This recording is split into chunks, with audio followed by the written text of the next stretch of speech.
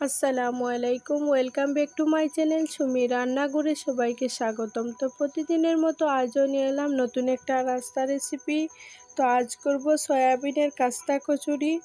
খুব সহজে সকলের জন্য বানিয়ে নিন, দারুণ মজার একটা রেসিপি।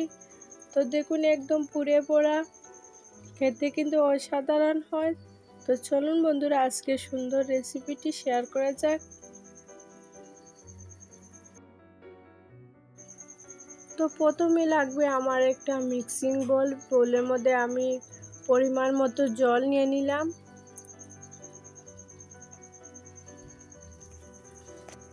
এবার এখানে আমি 10 টাকা দামের একটা সয়াবিনের প্যাকেট দিয়ে দেব।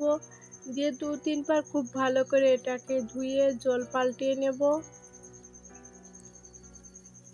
তো জলটা পাল্টানোর পর 2 থেকে 3 মিনিটের মতো এটাকে আমি রেস্টে রেখে দেব। বাকি কাজটা এদিকে আমি সেরে নেব। এবার মিক্সিং আর একটা বোল নিয়ে নিলাম, তার মধ্যে দিয়ে দিলাম 1.5 বাটি পরিমাণ আটা। তো আপনারা এখানে চাইলে ময়দাও নিতে পারেন, তো আমি আটা নিয়ে নিয়েছি। এবার দিয়ে দেব পরিমাণ মতো লবণ, তারপর দিয়ে দেব একটু বেশি পরিমাণে সয়াবিন তেল। দিয়ে এটাকে খুব ভালো করে হাতের দ্বারা খুব সুন্দর করে এটাকে আমি মাখিয়ে নেব। তো একদম এভাবে যতক্ষণ পর্যন্ত ময়ান দেওয়া হচ্ছে না, খুব সুন্দরভাবে এটাকে মাখিয়ে নিতে হবে। তো এটার মধ্যে আমি গরম জল ব্যবহার করব না, নর্মাল টেম্পারেচারে জল দিয়ে কিন্তু খুব সুন্দর করে ডোটা রেডি করে নেব।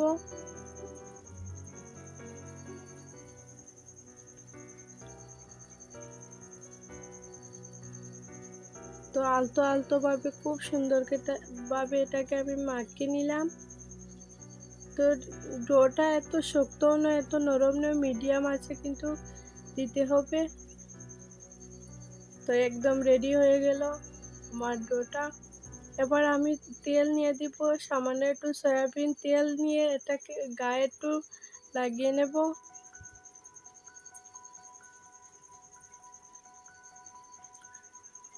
তারপর এটাকে আমি 5 থেকে 10 মিনিটের মতো এটাকে আমি ঢাকনা দিয়ে দেব।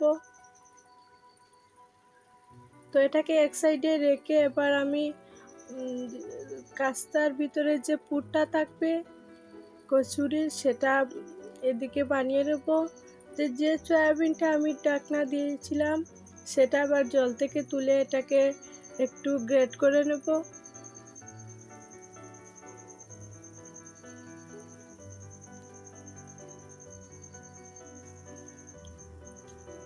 তো এটা উঠানো শেষ, এবার আমি এটাকে একটু গ্রেট করে নেব।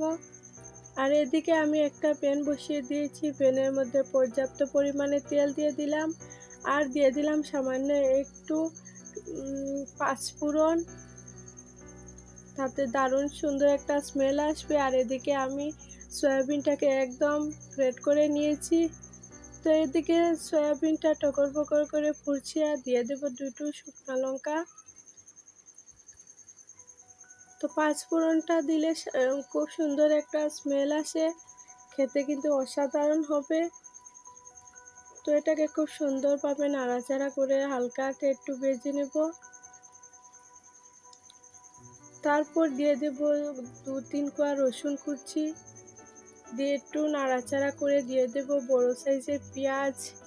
তো এখানে আমি একটা পেঁয়াজ নিয়ে নিয়েছি বড় সাইজের, দিয়ে খুব সুন্দরভাবে এটাকে নাড়াচাড়া করে একটু সিদ্ধ করে নেব।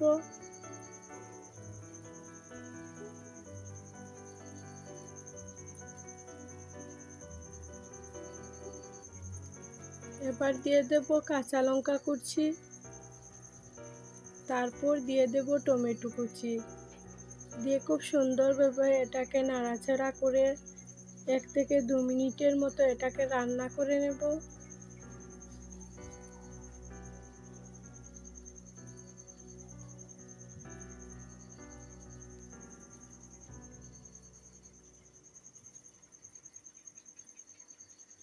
তারপর দিয়ে দেব পরিমাণ মতো লবণ, দিয়ে আরও একটু সময় এটাকে নাড়াচাড়া করে নেব।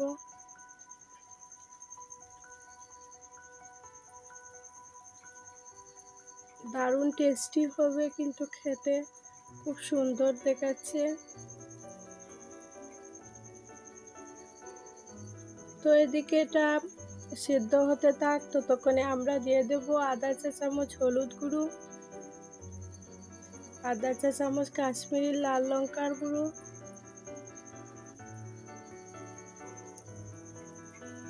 সামান্য দিয়ে দেব একটু জিরে গুঁড়ো,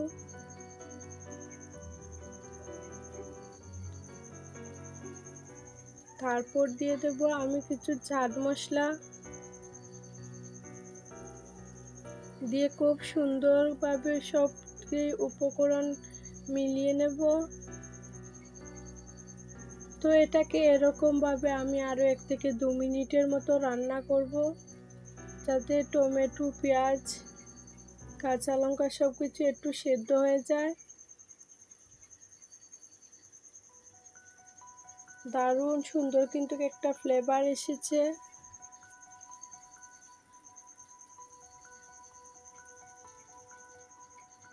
তো দেখুন কি সুন্দরভাবে তেলটা ছেড়ে দিয়েছে।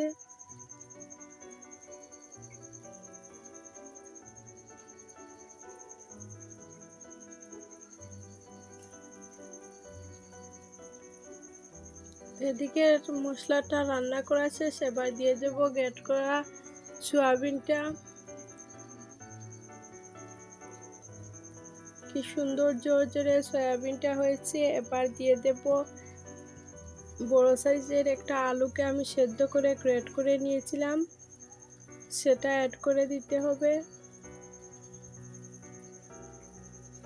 রেসিপিটির মধ্যে একদম জল দিলে হবে না, একদম ঝুরঝুরে করে রান্নাটা করতে হবে, তা না হলে খেতে ভালো লাগবে না বা সুন্দর করে এটা বানানো যাবে না।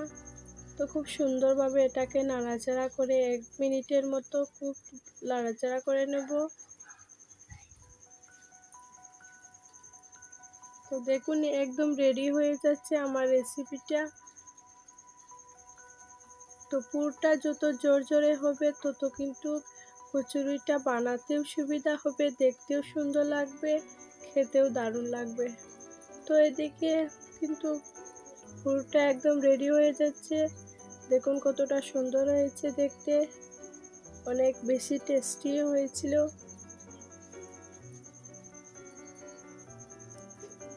তো এদিকে এটা ঠান্ডা করে যাক, আর ওপর দিকে আমি যে ডোটা রেখেছিলাম সেটা নিয়ে নিব। দেখুন কতটা সফট হয়েছে, দারুণ সুন্দর কিন্তু সফট হয়েছে। এবার এটাকে আমি লেচি কেটে নেব। তো এটার 6 থেকে 7টা লেচি আমি কেটে নেব।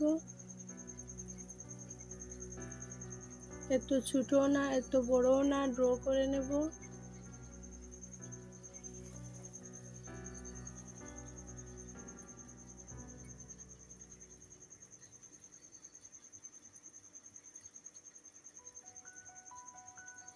এখানে আমার ড্রটাও হচ্ছে, 6টা ড্র হয়েছে। এবার এটাকে হাতের তালুতে রেখে ঘুরিয়ে ঘুরিয়ে একটু গোল করে নেব।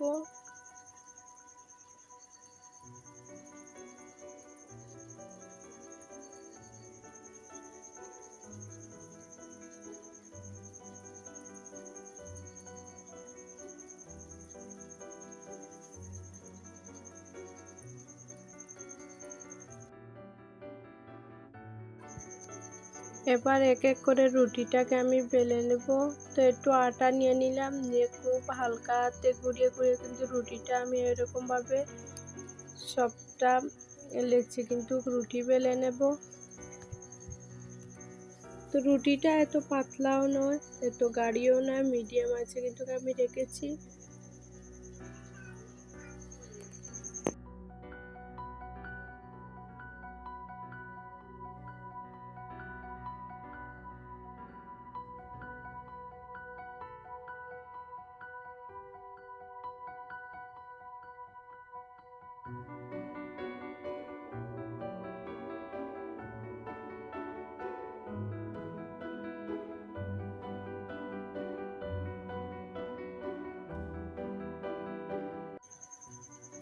তো আমার সবটা লেচি রুটি বেলা ডান।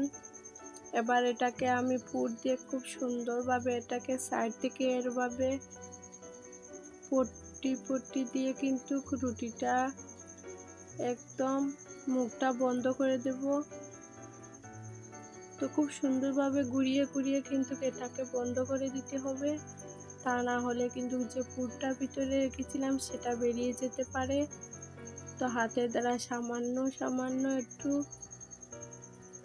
প্রেস করে নেবেন। তো দেখুন কত সুন্দরভাবে হয়েছে। তো এভাবে করে আমার সবটা কচুরি এভাবে বানিয়ে নিয়ে নিলাম। এবার এটাকে ভাজার পালা। তো দেখুন কতটা সুন্দর হয়েছে, খেতেও কিন্তু অসাধারণ হয়। তো বন্ধুরা যারা ট্রাই করেননি অবশ্যই ট্রাই করে নেবেন। তো এদিকে একটা ফ্রাই প্যান বসিয়ে দিলাম। ফ্রাই প্যানের মধ্যে পর্যাপ্ত পরিমাণে তেল দিয়ে দিলাম। তো এই কচুরিটা ভাজার জন্য ডুবো তেলের প্রয়োজন হয় না।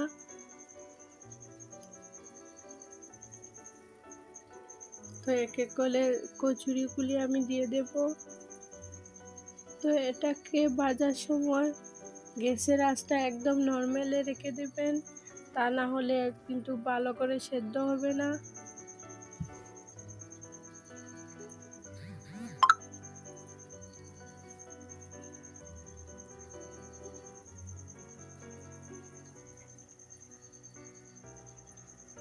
তো এক এক করে এটা কড়াইয়ের মধ্যে জায়গা হবে ততটা দিয়ে দেব। তো এখানে আমি 4টা দিয়ে দিলাম। এবার এটাকে ব্রাউন কালার হওয়ার আগ পর্যন্ত একটু অপেক্ষা করব, আর চুলার আঁচটি অবশ্যই মিডিয়াম টু লোতে রাখবো। তো এটাকে যত সময় নিয়ে ভাজবেন ততটা ক্রিস্পি হবে, দেখতেও সুন্দর হবে, খেতেও ভালো হবে।